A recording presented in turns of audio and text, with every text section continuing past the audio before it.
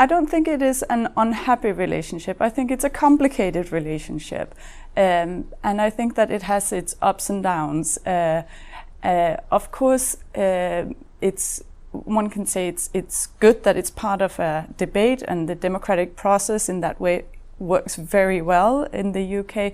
That we have very tense discussions every now and again, but at the same time, we do see that the British government and Parliament over the years have been in favour of many of the biggest initiatives that have been taken in Europe, in Brussels, and wanted to be part of that.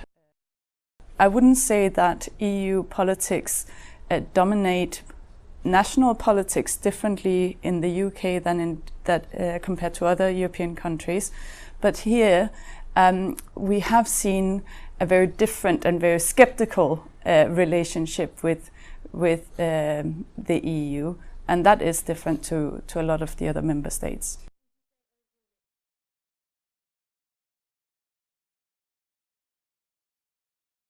So the British Parliament has less extensive powers in terms of scrutinising EU law than most other European parliaments do.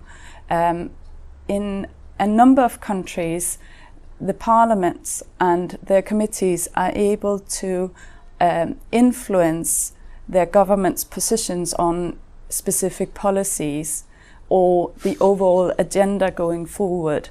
But as such, the British Parliament is quite weak vis-à-vis the government and the scrutiny of the government's actions at the EU level compared to other European countries.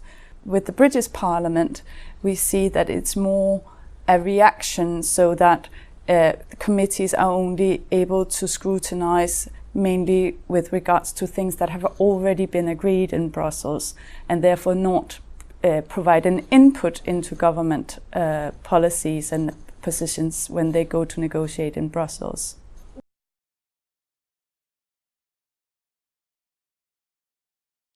That's difficult to answer, and perhaps the referendum will get us some way in terms of resolving the British dilemma over EU membership.